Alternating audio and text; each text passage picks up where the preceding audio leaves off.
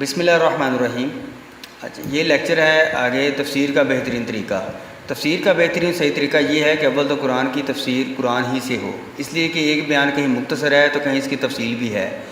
اس کے بعد قرآن کی تفسیر حدیث سے معلوم ہوتی ہے، اس لیے کہ حدیث قرآن کریم کی شرح اور تفسیر ہے۔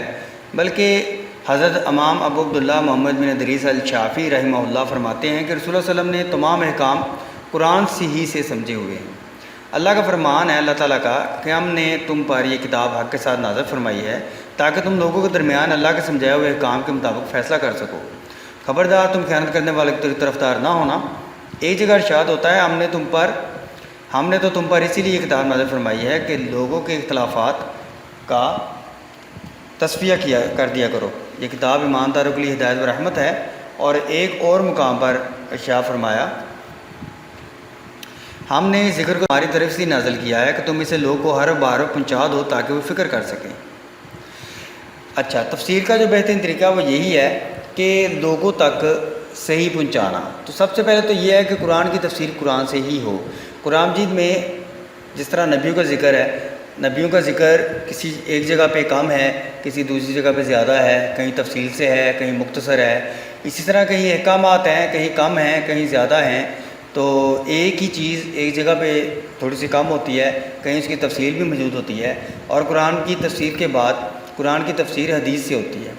قرآن کی تفسیر سے بعد اس کی تفسیر حدیث سے معلوم کی جا سکتی ہے۔ نبی صلی اللہ علیہ وسلم نے تمام احکامات قرآن ہی سے سمجھے۔ ظاہر ہے نبی صلی اللہ علیہ وسلم کو سمجھانے کے لیے قرآن مجید کی آیات اس موقع پر نازل ہوئیں جب وہ بہترین سمجھ آنے کا موقع ہوتا تھا۔ اور اس کے بعد نبی صلی اللہ علیہ وسلم نے قرآن مجید کی ان کی زبان مبارک سے جو بات نکلتی ہے وہ حدیث کا درجہ رکھتی ہے۔ تو آج کل مسلمانوں کے درمیان احادیث جو ہیں وہ کٹی ہیں۔ مثال کے طور پر جو قرآن مجید کے بعد سب سے صحیح کتاب امام بخاری کی صحیح بخاری ہے، تو صحیح بخاری جو ہے اس میں احادیث کا مجموعہ اکٹھا کیا گیا ہے۔ یہاں پہ ایک یہ بات قابل ذکر ہے کہ امام بخاری رحمۃ اللہ علیہ کو جتنی احادیث جتنی ان کو یاد تھیں، انہوں نے اس سے بہت کم اندراج کیا ہے۔ انہوں نے ساری احادیث کا ذکر تو کیا ہوگا، لیکن جو صحیح بخاری ہے اس میں صرف صحیح احادیث ہیں جو ان کی شرائط پہ پوری اترتی ہیں۔ اس لیے ہم دیکھتے ہیں کہ ہمارے عمل کرنے میں کئی چیزیں ایسی ہیں جو صحیح بخاری سے ثابت نہیں ہوتی، اور وہ اس کے لیے دوسری کتابوں کی صحیح احادیث پر عمل کیا جاتا ہے۔